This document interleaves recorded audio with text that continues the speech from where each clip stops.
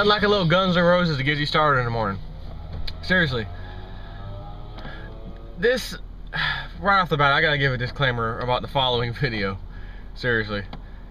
Take what I'm about to say with a huge grain of salt. Just, this is a huge what if, and with that huge what if becomes an even larger grain of salt you need to take this with, as far as, you know, even believing what I'm gonna say. And I'm not saying that I believe this, I'm just gonna throw out a what if, plain and simple. Now, it's obvious now at this point, matter of fact, it's probably been pretty obvious, but, you know, seeing how Greece is going now, we're hearing about Italy and Spain, they're gonna get a $600 billion potentially bailout. This is so beyond ridiculous and absurd that there's no way they're doing this because they really think it's gonna fix the problem. They know a crash is coming, and when that crash comes, excuse me, when that crash comes, dealing with the people or the aftermath is gonna be more than likely, pretty damn hard for them to cope with. So, let's just assume, you know, regarding the natural disaster scenario, the sun itself is becoming a lot more violent than it's ever been as far as we've been recording it. Again, Mayan calendar, the 5,125 year cycle. Destruction has come in previous cycles. Will there be destruction this cycle? Is it going to be on the stroke of midnight on December 21st, 2012? I have no idea. But based off of what we do know nowadays, we do know this next solar cycle is due to peak sometime around 2013, mid-2013, somewhere around there. Which, of course, is after December 21st, 2012. Man, sorry. So, let's just, again, here's the grain of salt. Here's the big what if. What if, and again, plus or minus 2 or 3 years from now. Well, let's just say a couple years max. 2014, 2013, 2014 total time. And the elite of the world absolutely, positively know something big is coming regarding how planet Earth is going to respond, whether it's flooding, massive solar flare, electrical grid problems because of it, etc. Just, you know, come up whatever you think, your whole worst case doom, meteor strike, or whatever, right? Just whatever, something. And they realize we don't want to have this epic financial worldwide collapse take place before something like that were to take place, because the people would be able to get to us and make us pay, if you will, with our lives pretty easily. So we would rather just keep kicking this financial can down the road. We're going to have a $600 billion bailout that'll turn into a $1 trillion bailout. We're going to keep Greece, even though Greece has $400 billion that they owe right now, out of like 9 million people in their population. They owe $400 billion, 9 million people, are you kidding me?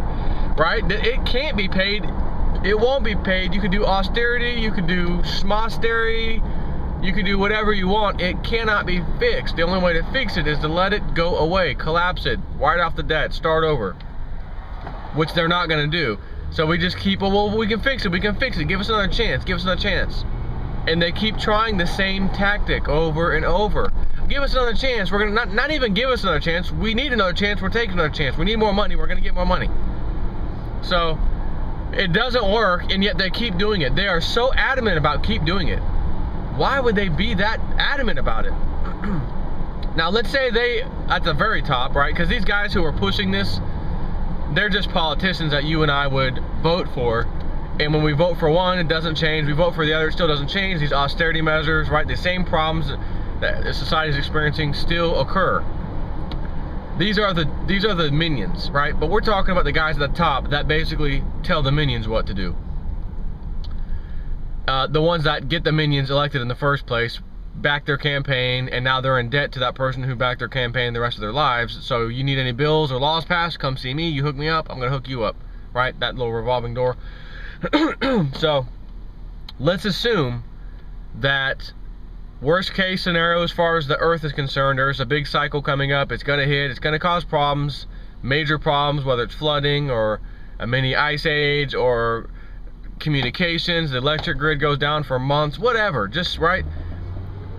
if they could keep this thing afloat, this economy, right, afloat, until this event happens, this major catastrophic whatever it ends up being, if it ends up being anything at all, and they keep it afloat until then that lets you know they didn't want to deal with the wrath of the people in advance of this event. So now they're gonna have to deal with the wrath of whoever's left, people, after the event, after everyone realizes this was terrible for all of us. We had to live through this. This is so crappy that, you know, we're even more furious at these elitists than we were before, because we were living paycheck to paycheck basically before, and we just barely got by. We couldn't prepare, we couldn't do nothing. Now we have to deal with this too, while these people moved out of the city and live out in the country, which is where a lot of them are moving. Ask Lindsey Williams.